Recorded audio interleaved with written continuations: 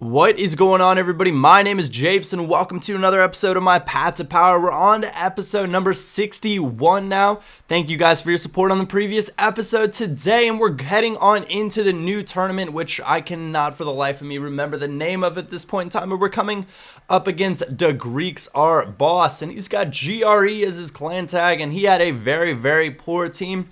And a lesson can actually be learned from this match, and that lesson is that if you're coming into one of EA's special tournaments where the requirements are some sort of a special squad, please put a little bit of thought into it. Don't just throw all the players from your club into a team and say, yeah, you know what, I am going to win this tournament now.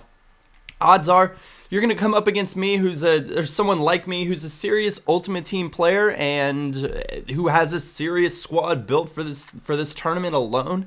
And you're going to have a very tough time of winning. And it's 2-0 here, and it's the 8th minute, and we're moving forward again on the attack. And Lisandro Lopez, guys, he's just a noob killer. There's no question about it. He does well in very competitive matches, but when it comes to playing against newbie players or when it comes to playing against bad teams, he absolutely annihilates the competition. And that is, it's great having a player like that because I know I can count on him. And Javier Pastore getting free again, and it's a nice, lovely little pass to Lisandro, and I think that's 4 goals for him in 14 minutes. I was shocked this guy didn't rage quit at this point. But he was putting in a shift. He wanted to keep his DNF up, keep on rolling.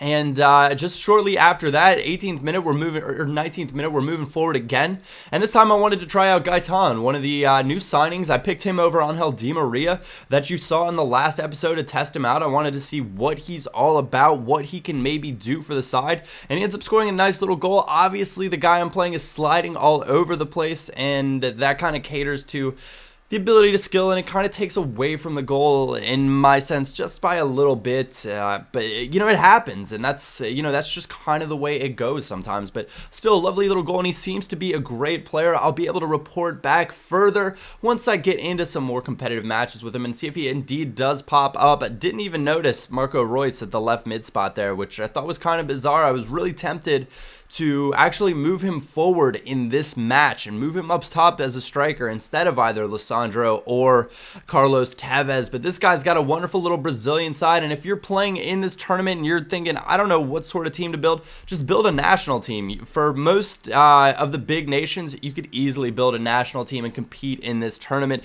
That is exactly what this guy did right here, and sometimes, guys, comebacks are just awesome. And I'm gonna get a really lucky break right here, but the 3-5-2 is excellent for trapping people in at the back, and we've eventually Cambiasso finds the ball, a little bit of space, top of the box, drills it inside netting.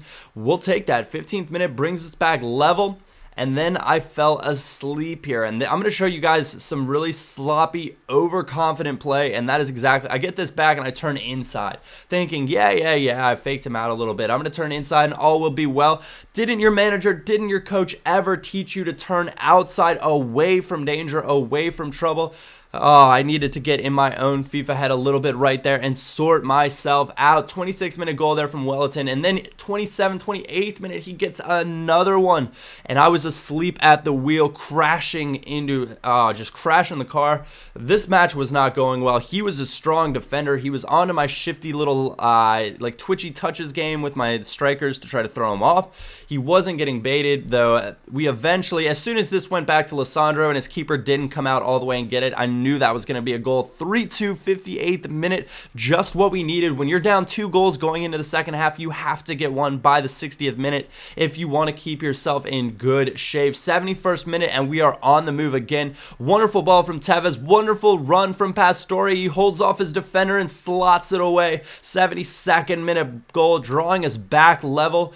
And at this point, I thought this match can be mine. This is mine to have. Go ahead, reach out, take it, and get that victory. Move on into the semifinals. This is just a wonderful quarterfinal match, though, against Project 7, or the last one left. And he tries to do a little too much to get a cross-off over on the wing, and we kind of started to read what he was doing after he scored those first 2 goals. I got onto his game. I got onto what he was going after. Marco Reus gets the ball free, scoops inside a little bit here, and one more little swoop finds Lopez, who finds Tevez, and he gives me free space. That's the defending that I talked about yesterday. You cannot give up that near post that easily in this FIFA. It is something that you have to be conscious that if you give that up, the near post shot is so strong that something like that with a player like Tevez will undoubtedly happen. 4-3 is where we are now in this match, and that is how it is going to end, guys. And that's 4-3 victory was epic. I felt awesome at the end of it. It was one of those things where epic comeback is epic, and sometimes that's just how it works out. Anyways, if you guys want to see some more uploads today, 3 more to be exact, leave a like or thumbs up. Other than that, my name is Japes, and I will catch you all next time.